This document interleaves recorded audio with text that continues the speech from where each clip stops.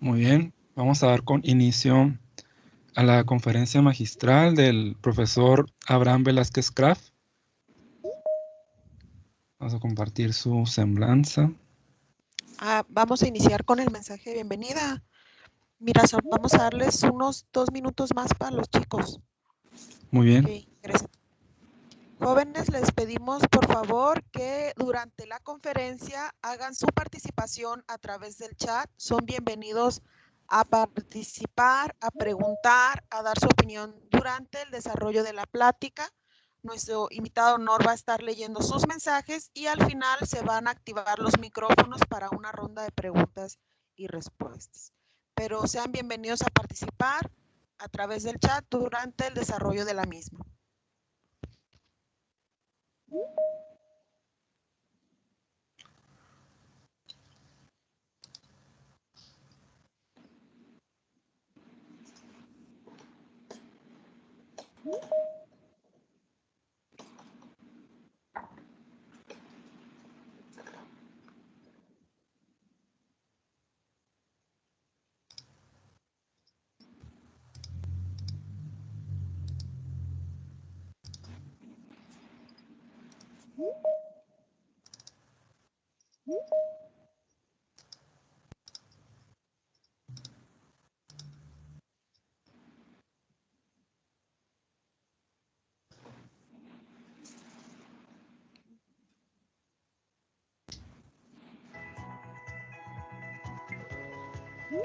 ¿Qué tal, muchachos? ¿Cómo se encuentran? Espero que muy bien. Estamos iniciando la celebración del Día del Estudiante Técnico. El Centro de Bachilleratos Tecnológico, Industrial y de Servicios número 132 se complace en invitarlos a una serie de conferencias en las que celebraremos su Día del Estudiante. Un abrazo reciban de parte del equipo directivo, el personal administrativo y el personal operativo de nuestro plantel. No se lo pierdan. Y nuevamente reciban un fuerte abrazo por el Día del Estudiante. ¡Felicidades! ¡Somos Lobos!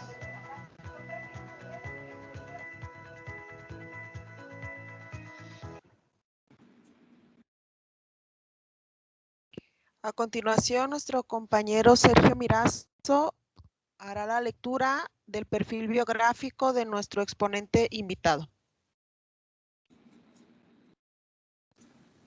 Sí, buenas tardes a todos. Vamos a comenzar. El profesor Abraham Velázquez Craft es profesor del TEC de Monterrey. Tiene estudios de licenciatura en física en Universidad de Sonora, con tesis sobre agujeros negros, maestría en ciencias físicas en la Universidad de Sonora, con tesis sobre celdas fotovoltaicas, doctorado en física sobre estrellas masivas, profesor de física y matemáticas en ITSON desde 2014 al 2015, profesor de física en ITH desde 2015 a 2017, fundador de la Asociación de Ciencias y Tecnologías ACTES en 2018, miembro fundador de Arge Club de Ciencias en 2019, profesor de física y matemáticas en TEC de Monterrey, en la Escuela de Ingeniería y Ciencias en 2019 hasta la fecha, profesor de matemáticas en VM en bachillerato 2019 hasta la fecha, y ha realizado estancia de actualización en física en el Instituto de la Universidad de San Luis Potosí en 2011, estancias de investigación en Instituto de Astronomía Teórico Experimental en la Universidad de Córdoba, Argentina, del 2013 al 2014, estancia de actualización en astrofísica sobre detección de moléculas en el espacio en INAOE 2016. Tiene 2 artículos de investigación publicados, más de 50 trabajos presentados en congresos nacionales de física. Muy bien.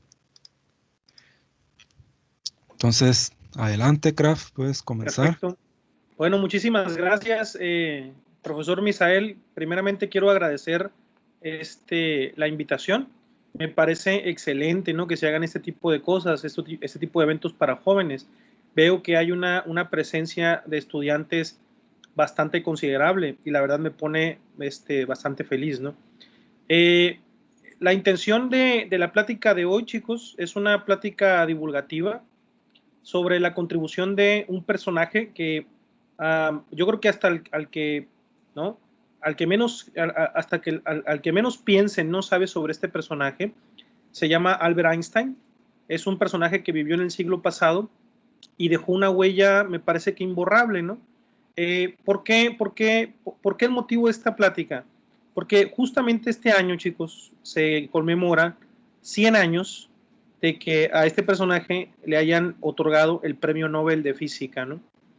Entonces, me parece excelente que existan este tipo de eventos porque creo yo que deberíamos de hacer un poco más de honor a este personaje. Y en esta charla me gustaría dejar bien claro por qué.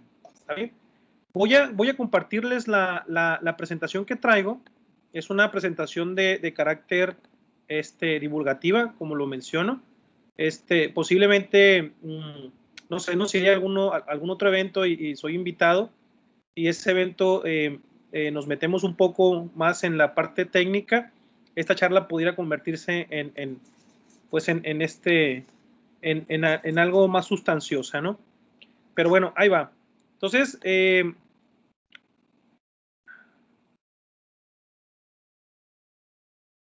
permítanme, ahí está. Bueno, esta charla se llama, se titula Los aportes de Einstein a la física moderna. O sea que existe algo que se llama física moderna y vamos a lo largo de esta charla, vamos a definir por qué se llama física moderna y qué es lo que había antes, ¿no? Vamos a hablar un poco sobre los orígenes de Einstein. Ahí está. Einstein, los orígenes de Einstein. Einstein nació en una ciudad hermosa llamada Ulm. Esta ciudad estaba dentro de lo que era antes el imperio alemán de Guillermo II, y a Einstein le tocó nacer en 1879. Einstein es un personaje que comparte 2 siglos, o sea, perteneció al siglo XIX y básicamente desarrolló su vida adulta en el siglo XX y murió en ese siglo, ¿no? Entonces, Einstein fue prácticamente espectador de 2 siglos. Entonces, le tocó vivir algo muy interesante a Einstein porque en la época de 1879, cuando él nace, empiezan a aparecer los problemas en la concepción de las teorías físicas que se manejaban hasta ese entonces. En 1886, o sea, 7 años después de que nace Einstein, chicos, se encuentra la primera teoría unificadora de campo, que le llaman la teoría electromagnética de Maxwell. Nomás para que se den una idea de ponerlos en el contexto al que le tocó crecer a Albert Einstein. Einstein creció bajo una especie de condiciones revolucionarias en el pensamiento. Se estaban cosechando cuando Einstein nació. Estos son los padres de Einstein, ¿no? El padre de Einstein se llamaba Hermann Einstein, su madre Pauline Koch. Los dos eran digamos que tenían un papel distinto en Einstein. Uno de ellos, su padre, él contribuyó en el sentido de que lo alentó a Einstein a la parte de la ingeniería. Él tenía una empresa de tecnología, se diseñaban aparatos eléctricos, motores, entre otras cosas, en la empresa del papá de Einstein. Entonces él quería que su hijo fuera ingeniero para que ayudara en la empresa familiar. Por lo contrario, la mamá de Einstein, ¿verdad? Se estaba orientada a la parte de la música. Entonces enseñó a su hijo a tocar el violín. Einstein hasta sus últimos días, chicos, tocaba el violín. Y para Einstein era fundamental el violín. Ahorita vamos a platicar un poco sobre lo interesante, ¿no? De practicar otras cosas, además de entrenar de entrenar lo intelectual, ¿no?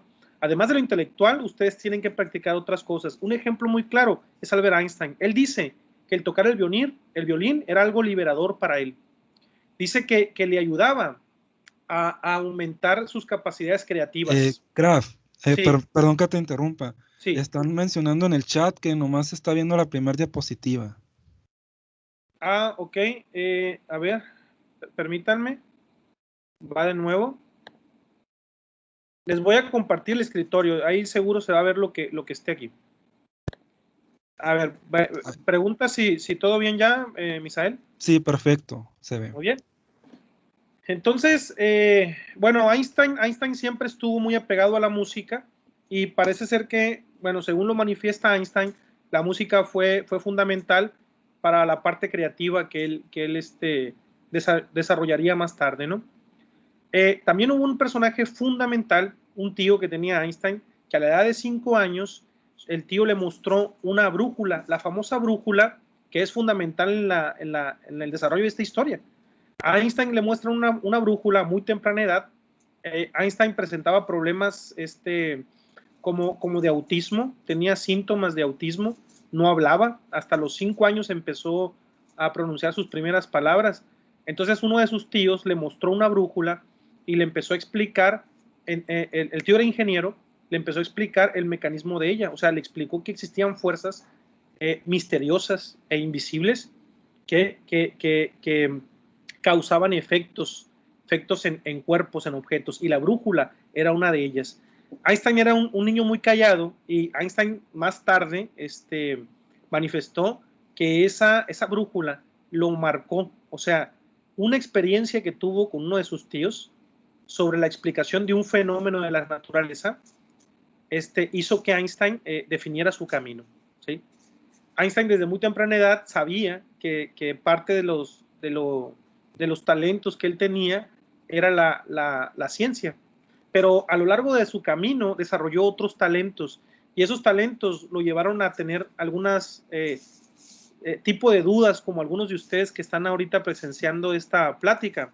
Seguramente cuando estamos en la adolescencia nos topamos, ¿no?, con una decisión sumamente fundamental, y es la decisión de saber qué es lo que vamos a hacer el resto de nuestras vidas, ¿no? ¿A qué nos vamos a dedicar? ¿Qué queremos hacer toda nuestra vida? Y básicamente, ¿cuál es nuestro propósito? Esa es una de las preguntas existenciales, pues creo que nos hemos hecho todos, ¿no? Entonces, Einstein en determinado momento llegó a tener ese problema, debido a que no solamente tenía dotes en ciencia y en matemáticas, sino que también resultó que tenía mucha capacidad para la filosofía. O sea, la filosofía le vino muy bien, era muy hábil para las teorías filosóficas o las corrientes filosóficas, las entendía muy bien. Incluso ahorita que lleguemos ahí, Einstein deja la huella de la filosofía que él estudia en varias de sus teorías. Ahorita lo vamos a repasar cuando lleguemos ahí. De manera que Einstein se topa con ese famoso dilema, el que estoy platicando yo ahorita, y hay una famosa fábula en el que Einstein resuelve su problema con esta fábula. La fábula se llama el asno de Buridan. ¿Qué es el asno de Buridan? En la fábula plantea que existen 2 campos de trigo o 2 campos de maíz, y ponen a un asno justo en medio de los 2 campos, ¿no? Entonces, el asno voltea a un lado, ve comida, pero voltea al otro y también ve comida. No sabe a qué campo irse para poder comer, y en ese dilema de no saber cuál de los 2 campos irse para poder comer, se muere de hambre. Entonces, es una lección sumamente fundamental que Einstein, ya practicado en la filosofía, entiende perfectamente. Y dice Einstein, no me puedo quedar en medio. Dice Einstein, amo la ciencia, tengo muchos dotes para la filosofía, pero la pregunta es, ¿qué es lo que quiero hacer el resto de mi vida? Y además, ¿dónde creo yo que puedo impactar más? Eso es lo que hace a Einstein tomar la determinación de decidir qué campo de maíz comer. Esta es una famosa fábula que Einstein le da la decisión la decisión de su vida, ¿no? Y obviamente si Einstein hubiera tomado otra alternativa, seguramente el mundo no fuera tal y como lo es. Que más adelante vamos a ver cuál es el impacto que tiene este personaje en la historia de la humanidad actual, ¿sí? Einstein toma la decisión entonces de estudiar física y lo hace en el Politécnico de Zúrich, en Suiza. Esta es una imagen del Politécnico de Zúrich donde Einstein estudia, ¿sí? Bueno, los famosos trabajos milagrosos de 1905. Antes de entrarle a este tema, de los trabajos milagrosos, me gustaría comentarle, chicos, que si tienen alguna pregunta la pueden hacer, ¿no? Quiero que sea una charla en el sentido de que puedan intervenir ustedes en dudas que surjan en cualquier lámina o alguna inquietud y pueden interrumpir sin problema. ¿Está bien? El profesor Misael está al pendiente del chat. Pueden hacer también la pregunta por el chat y él me va a comentar si hay alguna pregunta para poder responderla, ¿no? No tenemos que esperarnos hasta el final de la charla. Bueno, Einstein, chicos, cuando empieza a estudiar en 1900, por ahí, empieza a estudiar en el Politécnico, Einstein se topa con muchas dificultades. Einstein era un personaje muy peculiar, era un estudiante fuera de lo común, no era un estudiante común y corriente, o sea, de esos estudiantes que comúnmente se acostumbra a ver en los salones. En aquel entonces, cuando Einstein estudió, existía el mismo sistema educativo que existe hoy. Nomás para que se den una idea, lo atrasado de la educación va tan lenta que a Einstein le enseñaron como a nosotros. El mismo método que te enseñan a ti, se lo enseñaron a Einstein, ¿no? Hace más de 140 años. Entonces, la educación va muy lenta, a paso muy lento. Y Einstein era un estudiante que no se acostumbró al modelo educativo que se tenía en ese momento. ¿Por qué? Porque el modelo educativo es un modelo en el sentido de que establece el conocimiento tal y como está fundamentado en esos libros. Y ese conocimiento se imparte de una manera absoluta. Es decir, no se deja algún criterio para cuestionar el conocimiento, no se deja algún criterio para generar ideas, ¿verdad? Ni para el debate. Entonces, Einstein le molestaba o le incomodaba el absolutismo. Y ese concepto de absolutismo lo llevó en todo aspecto de su vida, ¿eh? No solamente en la forma en la que se enseñaba o en la que se educaba en esos momentos, sino que también en la forma en la que se generó la ciencia, que tenía como 3 siglos, sin poderla cuestionar. Era una ciencia que estaba intacta y que no aceptaba nuevas ideas, ¿no? Eso lo llevó a toda su vida. Einstein lo practicó. Entonces, en 1905, chicos, aquí viene lo bueno, Einstein publica 4 trabajos, 4 artículos que los publica en una revista alemana, ¿sí? Que se llamaba Anales de Física. ¿Por qué se llamaba? Porque ya no existe, ¿sí? Pero esa revista publicó los trabajos de Einstein de 1905. Y esos trabajos actualmente se le llaman los trabajos milagrosos de Einstein. Y en el 2005 se conmemoró 100 años de que Einstein haya publicado esos trabajos y se le llamó el Año Mundial de la Física. Nada más para que se den una idea el impacto en la ciencia que representan los trabajos de Einstein de 1905. Ahora, Einstein en 1905 les voy a platicar bajo el contexto con el cual él publica estos 4 trabajos, que son maravillosos, ¿no? De verdad son maravillosos, o sea, cambiaron completamente la forma de pensar, cambiaron completamente la forma de ver la ciencia, ver al mundo, y cambiaron y transformaron completamente la forma en la que se venían haciendo las cosas. La tecnología cambió radicalmente a partir de estos trabajos de 1905. Si Einstein no hubiera publicado estos trabajos, chicos, no estaríamos aquí, ¿sí? A distancia, dando esta conferencia en este evento. Digo, yo sé que a lo mejor eso van a decir que no es tan trascendente, pero ahorita vemos, ¿no? Todo el impacto que tuvo. Einstein tenía un problema. La manera en la que él actuaba en sus clases incomodaba mucho a los docentes, ¿no? Incomodaba bastante a los docentes, a sus profesores.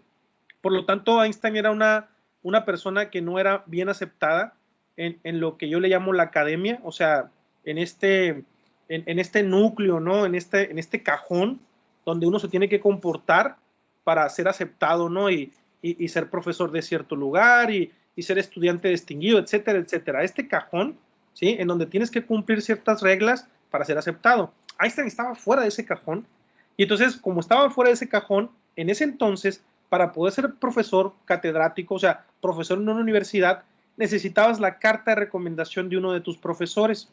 Pues Einstein no tuvo ninguna carta de recomendación porque ningún profesor lo quería avalar, pues, porque no era aceptado ante ellos.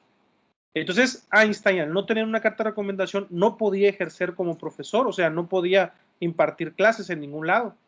Entonces, en 1903, él se publica en el periódico de Zurich, se publica él como profesor particular y empieza a dar asesorías como profesor particular para poder alimentarse. Para ese entonces Einstein ya se había casado con su esposa que se llamaba Mileva Maric y habían perdido un niño y en ese entonces ya tenían el primero que se llamaba Albert, igual que su padre. Entonces Einstein tenía que trabajar para poder mantener su hogar y su familia. Obviamente la parte de las asesorías fue muy terrible. Vivió en condiciones muy malas Einstein durante, me parece que 3, 4 años. Y un amigo de él le recomendó un trabajo que tenía por ahí, que era en una oficina de patentes para evaluar trabajos, ¿no? O sea, para ver la originalidad de esos trabajos, si podían ser patentados o no. Einstein le dieron un trabajo de ese tipo. Lo aceptó y en 1905, ¿sí? Empezó a sacar los 4 artículos que en los ratos libres en la oficina de patentes él trabajaba. En los ratos libres que tenía en esa oficina de patentes, él trabajaba con sus trabajos sin ninguna paga, no le pagaban ni un peso por esos artículos, no como la corrupción que hay ahorita, en el sentido de que los artículos de investigación se publican por dinero, entonces se publican cualquier cosa.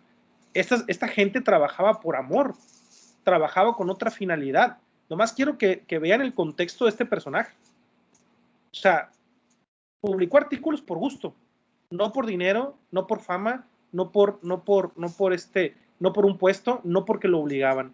Entonces, creo que ya con ese, digamos que panorama de lo que les estoy poniendo, es claro, ¿no? Que este personaje va a dejar una huella imborrable, ¿no? Porque lo que hizo, lo hizo por gusto, no lo hizo por ningún interés, ¿no? Externo a otra cosa. Entonces, en ese año, en 1905, él publica 4 artículos y ahorita yo les voy a exponer cada uno de ellos y otros cuantos no los voy a exponer por falta de tiempo. Quizás los voy a mencionar, pero no los voy a explicar, ¿no? No voy a explicarlos mucho. En 1908, chicos, 3 años después, ¿no? 2 años después, un físico, el más famoso de ese tiempo, va y da con él en la oficina de patentes, ¿no? Lo encuentra. Ese físico se llamaba Max Planck, un alemán, que en 1900 había sacado un trabajo, que ese trabajo era en principio revolucionario, porque resolvía un problema que la mecánica newtoniana no podía resolver. O sea, ahí estaba de manifiesto que la mecánica newtoniana estaba cayendo, no podía explicar ya fenómenos actuales, estoy hablando del siglo pasado, principios del siglo pasado. Max Planck se ocupó de publicar un trabajo donde cambiaba la idea de cómo se estaba concibiendo la energía. Pero obviamente a Planck no le gustaba porque la hipótesis, bueno, como en la ciencia se introducen hipótesis, entonces a Planck no le gustaba la hipótesis que daba su trabajo. No podía probarla y tampoco le gustaba porque obviamente era algo completamente diferente de lo que se había manejado 300 años. Cuando lee los trabajos de Einstein de 1905, 5 años después, nota que en uno de los trabajos Einstein utiliza el concepto de cuanto, o sea, la energía de la partícula de luz en uno de sus trabajos. Cuando lo estudia Planck, dice, ha nacido el nuevo Copérnico, haciendo mención que Copérnico fue el personaje, ¿sí?, que creó la primera revolución científica en Europa y en el mundo, ¿sí?, más o menos en el siglo XV. Entonces está diciendo que hay una nueva revolución en puerta y que Einstein es el organizador de esta revolución. Sin que nadie conociera a Einstein, ¿eh? Nadie sabía nada de este personaje. Ni siquiera el propio Einstein yo creo que sabía el impacto que había generado, porque él estaba fuera de la academia, no era profesor de ningún lado. Él estaba trabajando como oficinero de patentes y todas las cosas estaban sucediendo allá en los institutos de Berlín, ¿no? Entonces, cuando lo encuentra, Max Planck le propone una plaza como catedrático en el Instituto Kaiser Guillermo II de Física en Berlín, que actualmente es el famoso Instituto Max Planck de Física, que también está en Berlín, ¿no? Entonces vamos a darle una pequeña repasada a los trabajos de Einstein de 1905, que son estos trabajos maravillosos. Esta página que está aquí, chicos, es una página que Einstein escribió con su mano sobre uno de los artículos de 1905. El primero que vamos a revisar, después van a saber por qué, aunque a mí no crean que, bueno, en fin, no voy a decir mucho, pero se llama el efecto fotoeléctrico, y les voy a platicar un poco sobre el problema del efecto fotoeléctrico. Este problema, resulta que se habían hecho estudios, ¿sí?, sobre un fenómeno en donde tomaban un material, por lo general era un metal, una placa de metal, y esa placa de metal se le hacía incidir luz, ¿sí? Y resulta que encontraron algo al momento de aplicarle luz. Lo que encontraron fue que podían detectar corriente eléctrica. Es decir, imagínense que agarran una lámpara ustedes, a esa lámpara, ¿no?, la encienden y la ponen a que incida, ¿verdad?, a que tenga contacto con una placa metálica, y que de repente empiecen a medir con un detector corriente eléctrica. Y no sepan por qué. Ese trabajo, y no solamente eso, sino que dependiendo de la luz, o sea, de la fuente que estaba irradiando la placa, dependiendo de la fuente, de la frecuencia y la longitud de onda que tenía, dependiendo de eso, podía detectar corriente eléctrica o no, ¿sí?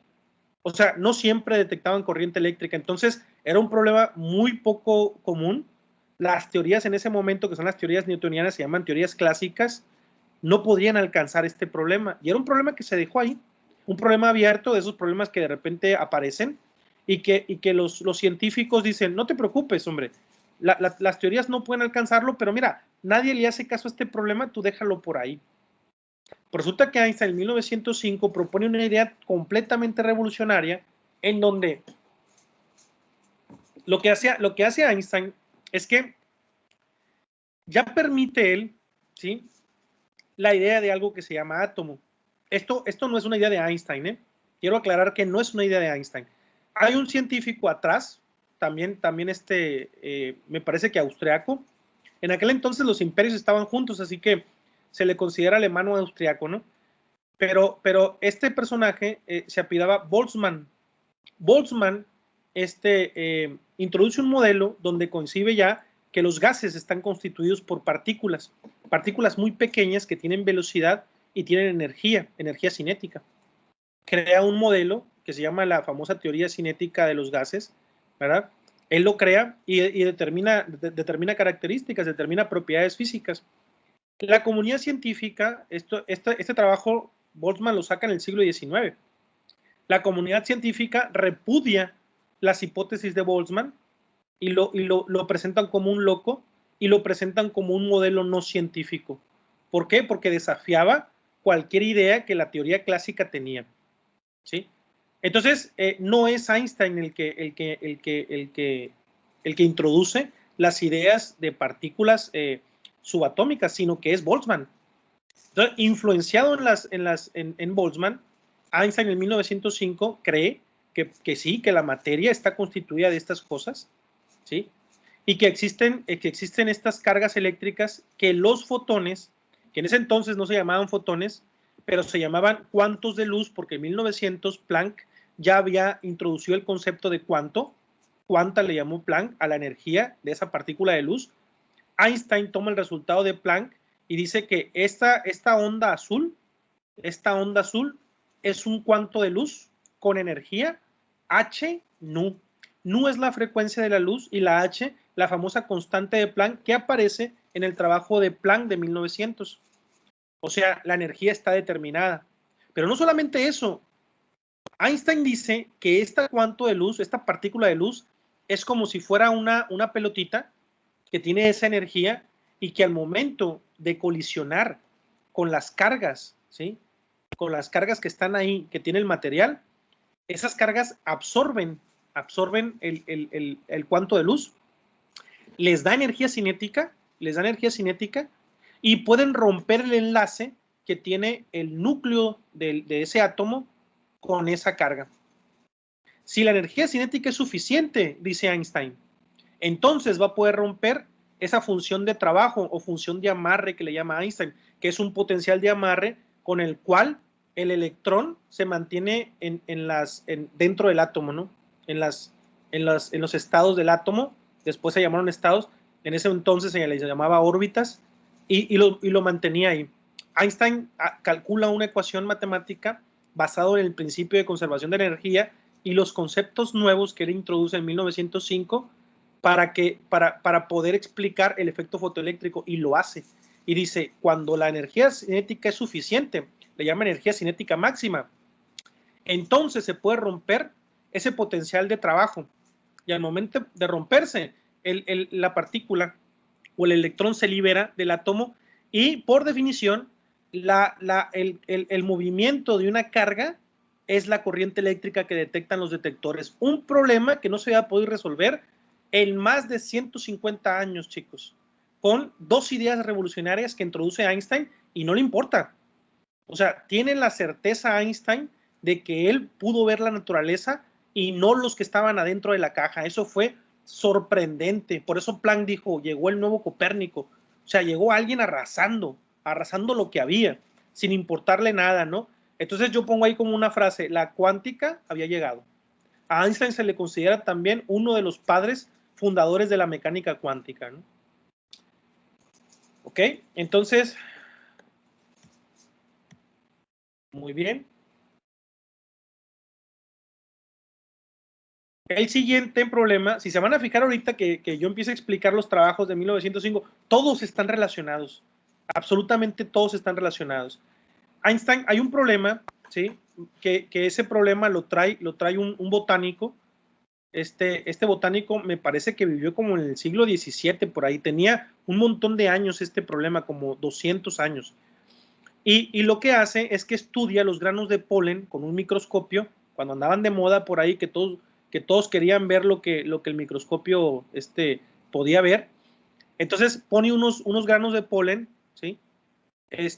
Suspendidos en una sustancia, y lo que observa es que esos granos de polen se empiezan a mover como la pelotita amarilla que se ve ahí, ¿sí? Y Brown dice, oye, a lo mejor ese granito de polen a lo mejor tiene microbios. Entonces Leeuwenhoek había observado que existían organismos microscópicos, ¿sí? Y sabían que hirviendo la sustancia se podían librar de esos organismos. Entonces Brown hace varios experimentos para eliminar cualquier organismo vivo que pudiera estar ahí. Vuelve a observar la partícula de polen y se da cuenta Brown que la partícula sigue teniendo el mismo movimiento, un movimiento como de zigzagueo. Entonces no entiende nada, dice, entonces ya no es un organismo vivo lo que está aquí. Y entonces dice, es la sustancia, y quita la sustancia como responsable. Y sigue apareciendo el mismo zigzagueo. Brown termina sin entender nada y publica un artículo donde plantea lo que él observó. Prácticamente no explica nada, simplemente dice, está ocurriendo esto con las partículas de polen. Otro problema que se queda olvidado, porque pues cuando no puedes explicar algo, lo dejas olvidado y tratas de que nadie lo saque, ¿no? Para que no se venga abajo lo que tú lo que tú planteas, ¿no? O lo que tú crees, ¿no? Entonces llega Einstein y lo que plantea es que esta partícula, imagínense que esta es una partícula, y dice Einstein que existen partículas 10,000 veces más pequeñas que él. Esas partículas están compuestas por esa sustancia, componen la sustancia, y son 10,000 veces más pequeñas que él, o 100,000 veces más pequeñas que él, incluso pueden ser hasta 1,000,000 de veces más pequeñas que él. Por eso es que no las puedes ver. Entonces, esas partículas golpetean a la partícula más grande y al momento de golpetearla, la empiezan a golpetear por todos lados. Y entonces va a haber una parte, ¿no? en la partícula donde tenga más golpeteos que en otro lado. Por lo tanto, eso va a redirigir el movimiento o el desplazamiento de esta partícula. Y en cada instante de tiempo está ocurriendo esa diferencia en los golpeteos en distintas partes de la partícula. Por eso pareciera como si aleatoriamente se estuviera moviendo en zigzag. Einstein tiene que crear una nueva teoría que le llaman mecánica estadística actualmente para explicar el problema que le llamaban el movimiento browniano. Este problema del movimiento browniano, Einstein lo expone y le dan su doctorado en 1908. Este artículo se publicó en 1905. En 1908 le dan el grado de doctor por este trabajo. ¿Sí? Una idea revolucionaria. Está pensando Einstein que existen cosas que no podemos ver, ¿no? Eso es lo que está pensando. Y está resolviendo problemas que las teorías físicas anteriores o actuales en ese momento no podían ni tocar. Incluso los escondieron estos problemas. Está como los pitagóricos, ¿no? Bueno, la teoría de la relatividad especial es el tercer trabajo. Este es muy interesante, ¿no? Prácticamente Einstein vivió para estas teorías. No, nada más que, bueno, el mundo no estaba preparado para estas teorías en ese momento. Y Einstein lo que hace es que se da cuenta, ¿no? Él no fue el primero que estudió. Había dos físicos que ya habían estudiado estos problemas, pero no habían entendido nada, ¿sí?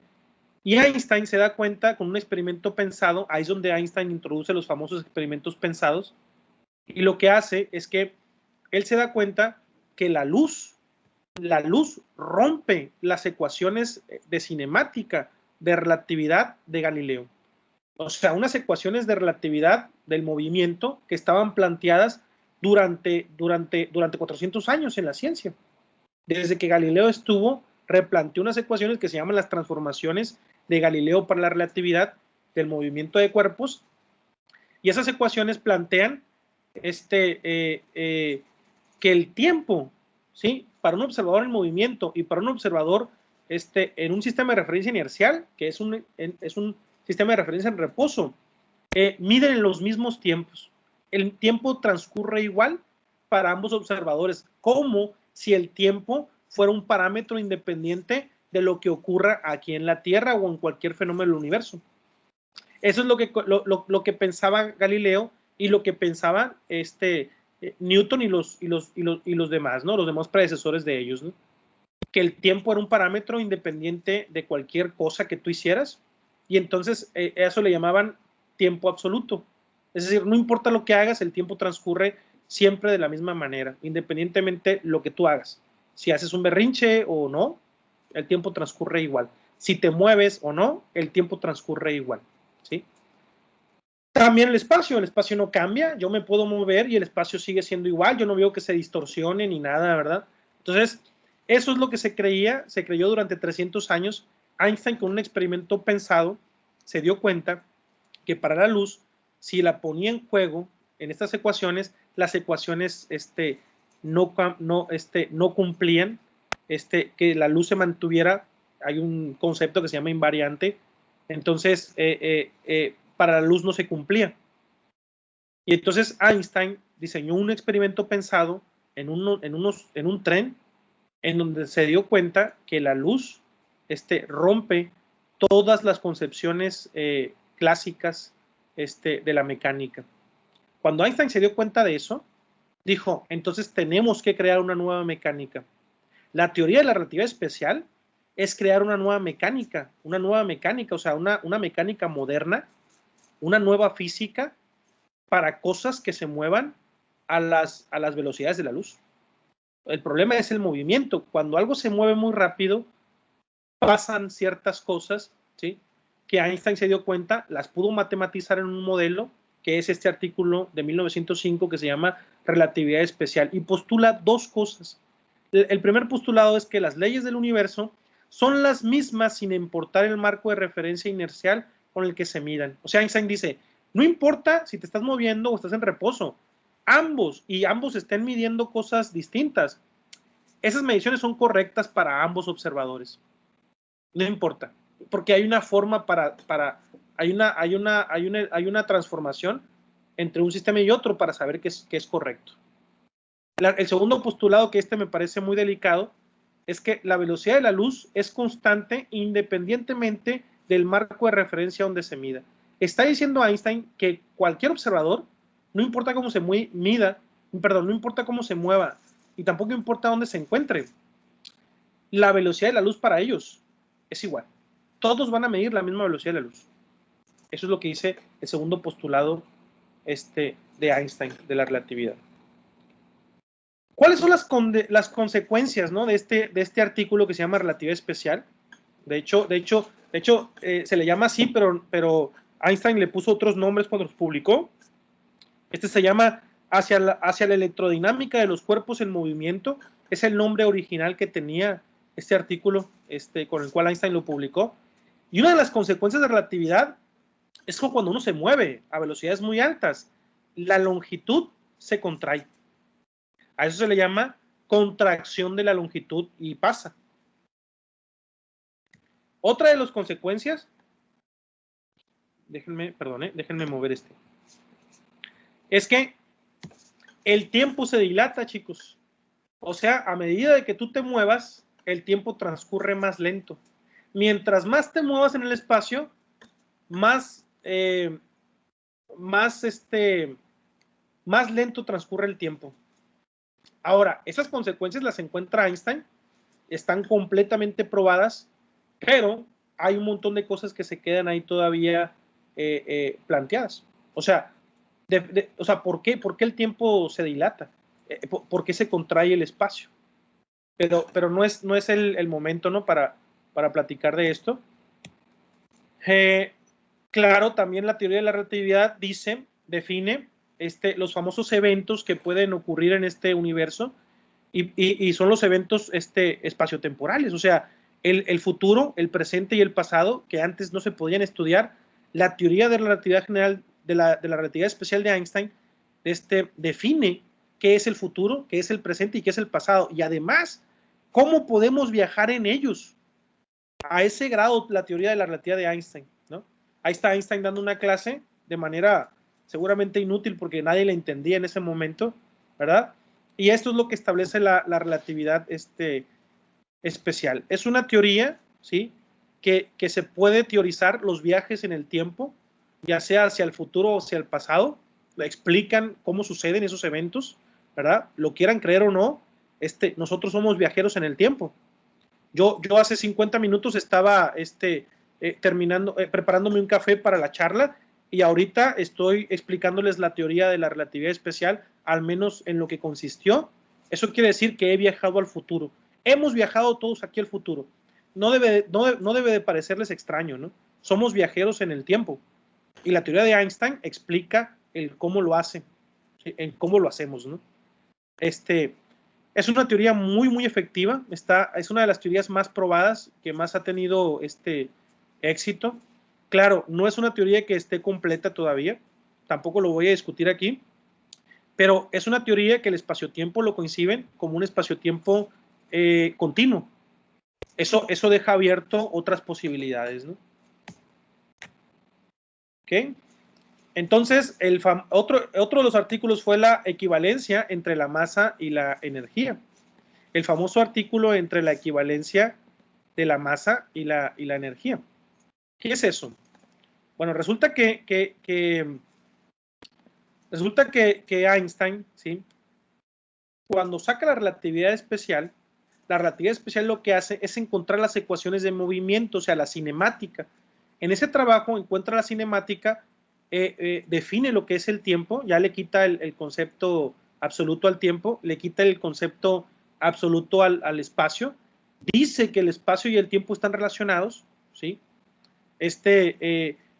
Calcula las consecuencias de la relatividad, que son lo que les acabo de plantear yo ahorita, eso de la dilatación del tiempo, la contracción de la longitud, y algo que no lo dije, que es la contracción de la masa. La masa también se dilata, ¿no?, de un cuerpo al momento de moverse a grandes velocidades. Ese artículo de la relatividad especial aparecen ahí esas cosas. Luego publica otro donde Einstein se encarga, en ese otro artículo, sobre calcular la energía, porque los que ya llevaron física sabrán que la mecánica newtoniana está basada en el movimiento sin las causas, luego en las causas y después en la energía. Entonces, si él quería construir una nueva mecánica, tenía que construir los nuevos conceptos de la energía. Entonces, esa famosa fórmula de E igual a mc cuadrada no es otra cosa que la conservación de la energía mecánica total. Esa es la energía total que tiene una partícula que se mueve velocidades relativistas. Esa es. ¿Sí? No es otra cosa, no sé, yo sé que es una moda por ahí que nadie la entiende. Es la conservación de la energía. Esa conservación de energía que te enseñan los cursos de física. Claro, cambiando todos los conceptos, ¿no?, por otros. Entonces, por supuesto que no tiene que tener la misma forma. La energía que te enseñan a ti es E igual a K más U. No, esta tiene que ser otra, porque cambió los conceptos completamente.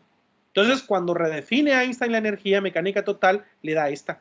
Y se da cuenta que la energía y la masa están relacionadas porque en el segundo postulado de la relatividad, él dice que la velocidad de la luz es una constante. Por lo tanto, la C cuadrada es una constante de proporcionalidad, la que hace el intercambio entre energía y masa, la que hace posible. Eso, chicos, da lugar a la famosa era nuclear, ¿no? En 1945, ¿verdad?, se detonan las primeras 2 bombas atómicas y Einstein termina diciendo esta frase: si hubiera sabido que mis teorías iban a causar esto, hubiera sido relojero. Einstein se arrepintió prácticamente de este artículo en 1945. ¿Hasta aquí hay alguna duda, chicos? Me pueden interrumpir, como les dije, ¿eh?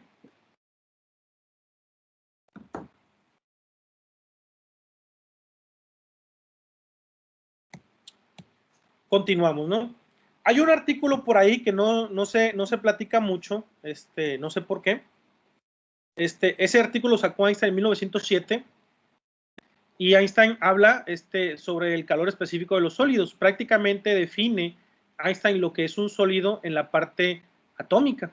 Einstein propone en este artículo que estas bolitas que están aquí de anaranjado son átomos y esos átomos están conectados a otros átomos, ¿verdad? Dice que una estructura sólida prácticamente está generada por esto. Él le llama eso una serie de osciladores armónicos acoplados. Es el primer punto que Einstein propone. Y que además que estos átomos, ¿verdad?, como son osciladores armónicos, oscilan, vaya. Y está proponiendo que oscilan con la misma energía todos, tridimensionalmente.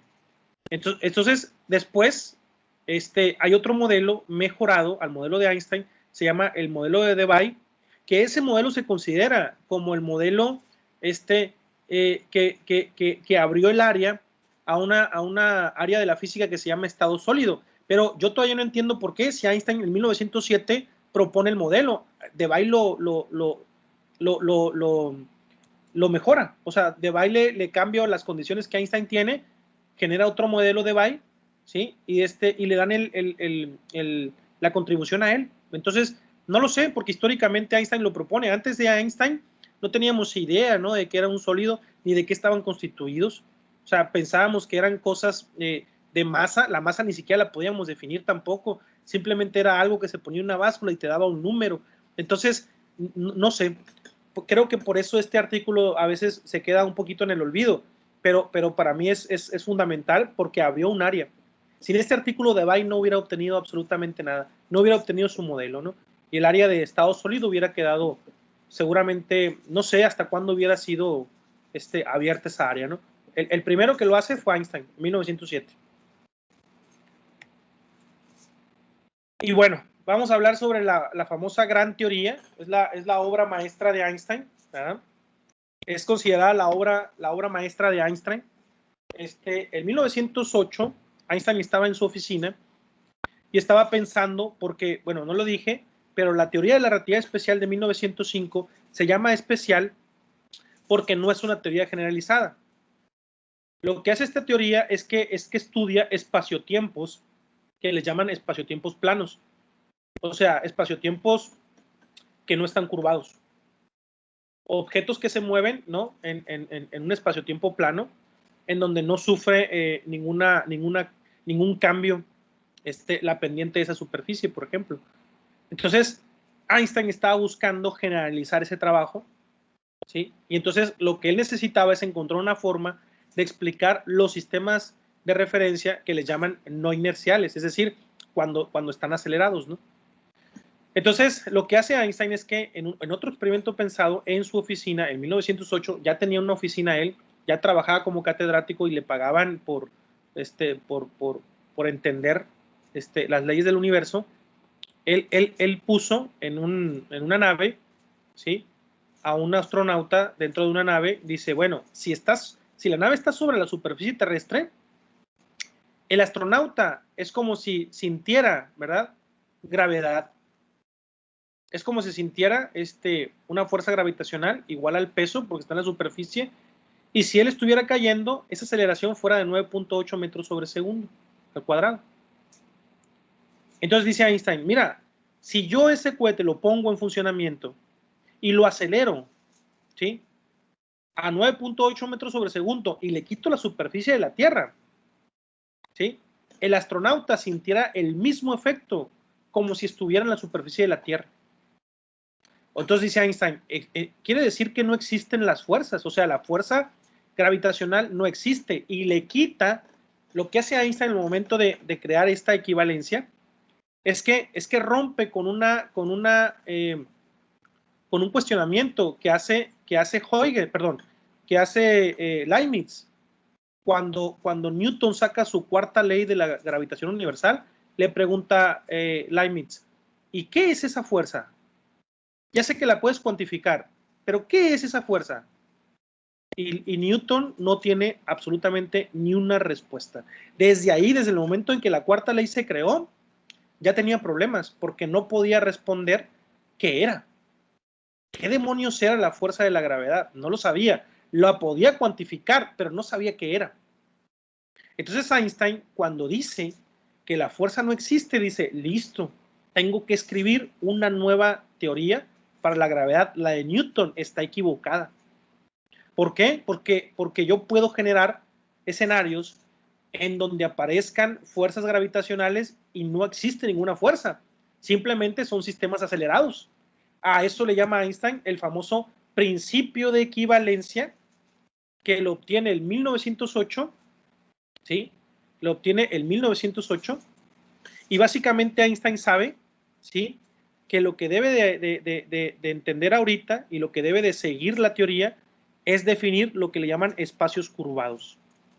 Eso, obviamente, ¿no?, traía consigo una nueva teoría de la gravedad, ¿sí? Y a ese Einstein le llamó que fue uno de sus mejores días, ¿no?, cuando plantea el principio de equivalencia. Y bueno, años más tarde, en 1915, se materializa esa teoría que se llama la teoría de la relatividad general.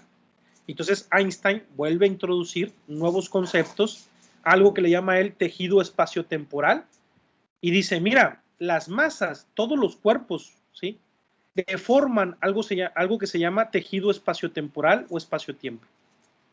Imagínense que el universo está hecho por un tejido, ese tejido es como elástico, que lo que tenga masa lo va a deformar. Esa deformación causa que los cuerpos con menor masa, ¿sí?, se caigan de manera acelerada, ¿sí?, hacia el centro de esa masa que perturbó el tejido espaciotemporal.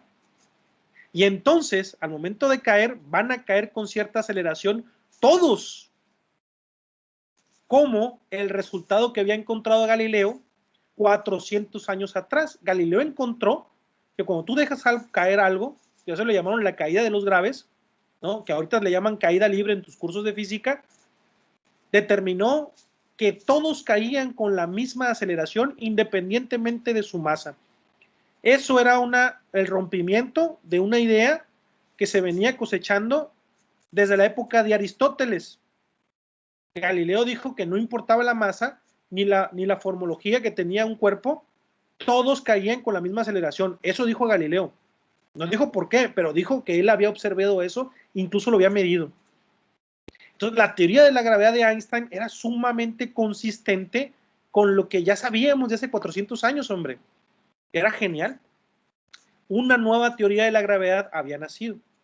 Y las ecuaciones de Einstein, no las planteé aquí, pero las ecuaciones que él obtiene para explicar la gravedad de cualquier fenómeno en el universo, una de ellas son las soluciones a los famosos agujeros negros, que actualmente nosotros sabemos, ¿verdad?, que los agujeros negros ya no es un mito, ya no es una hipótesis, ya no es un cuento de ciencia ficción, ya fueron detectados, incluso hay imágenes de estos objetos, y son consecuencia de las ecuaciones de la teoría de la relatividad general. También es una teoría sumamente fuerte, es una teoría sumamente comprobada, sumamente aceptada, y es la teoría de la gravedad que tenemos actualmente.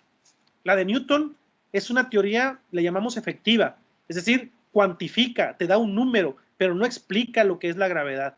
Pero la de Einstein es así. Esta explica la gravedad desde sus huesos. Y por cierto, como les dije yo, ¿no?, en un año como este, a Einstein se le otorga pues el mayor reconocimiento que pueda tener un científico, que es el famoso premio Nobel. Se le otorga en 1921, ¿sí? Me parece que se lo otorgan porque Graf, no tenían... Dime. Nos indican que ya está terminando el tiempo. Muy bien. Tendremos que cerrarle aquí, no importa. Sí, no importa, no importa, está bien. Entonces vamos a dar un pequeño espacio a preguntas que tengan aquí los alumnos. ¿Ah? Si quieran... Voy a dejar de compartir, ¿no? Ahí está. Sí. Entonces, quien tenga una pregunta, por favor, comenten en el chat para activarles el micrófono y que el profesor Kraft les responda.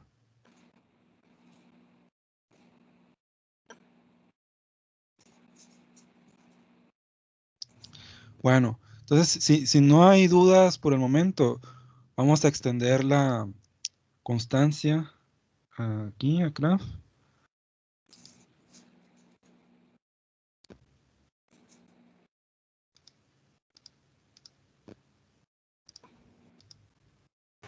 Listo, activé los micrófonos por si alguien quiere hacer una participación de manera verbal. Muy bien.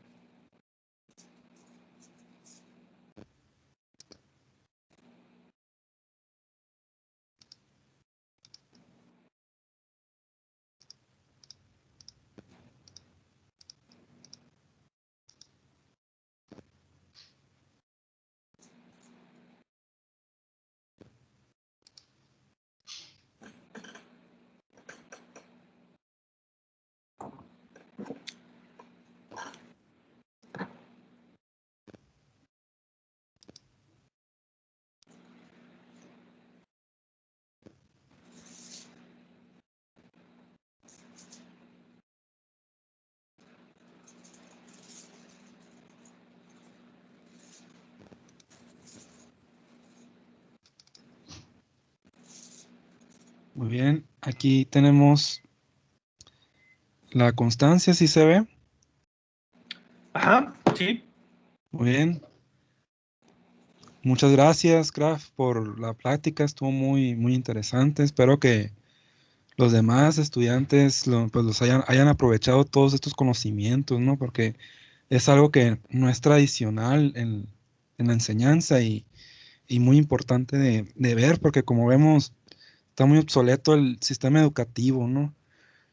Y todo esto complementa en demasía la educación, ¿no?, en lo que viene siendo la física moderna. Y Muy bien. escogimos un mal tema, ¿no? Porque obviamente hablar de Einstein es muy extenso. Sí. O sea, Sí. definitivamente no es para una charla de 40 minutos, ¿no? Pero Sí, digo, sí. traté de resumirlo lo más que pude, ¿no? Pero parece ser que no funcionó. Yo agradezco mucho la invitación, ¿eh? Espero que que no sea la única. Con todo Muy gusto bien. estaría apoyando con cualquier otra cosa. Muchas Perfecto. gracias, Abraham.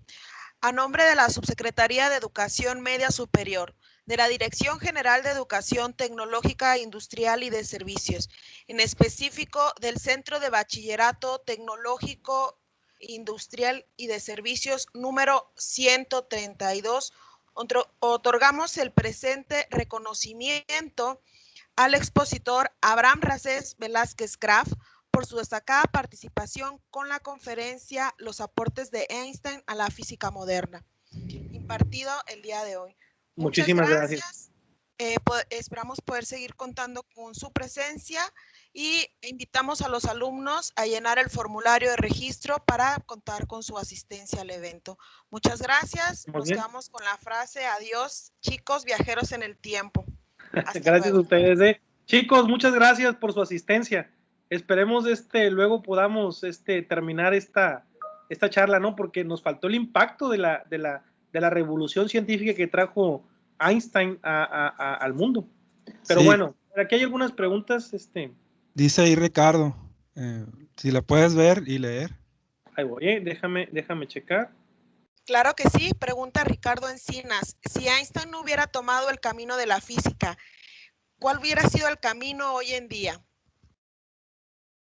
Es muy buena pregunta, ¿no? Es sumamente complicado. Einstein cuando toma el camino de la física porque no quiere tomar el camino de la filosofía. Einstein se da cuenta que la filosofía es una especie de disciplina llena de subjetivismo. Y en la ciencia, el subjetivismo nos llevó a nosotros a un camino que estaba equivocado durante 15 siglos.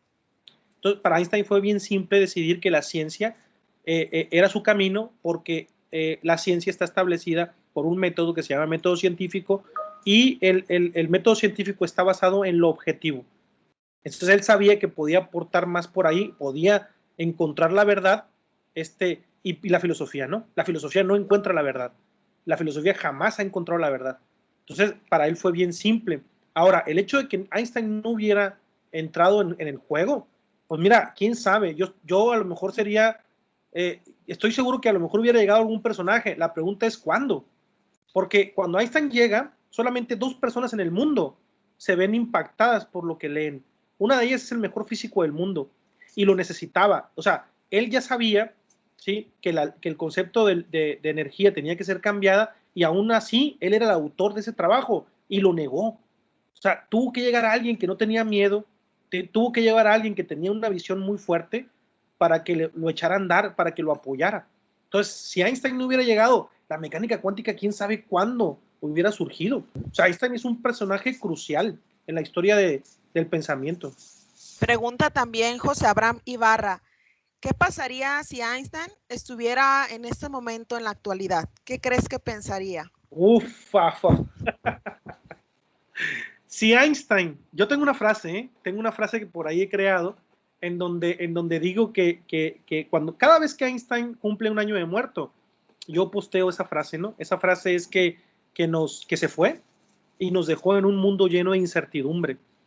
O sea, quiere decir que cuando Einstein se va, cuando Einstein se muere, nos deja en manos de una serie de personas o de personajes que empiezan a transcribir la ciencia y la empiezan a llevar por un camino filosófico, lo que Einstein se había negado a seguir.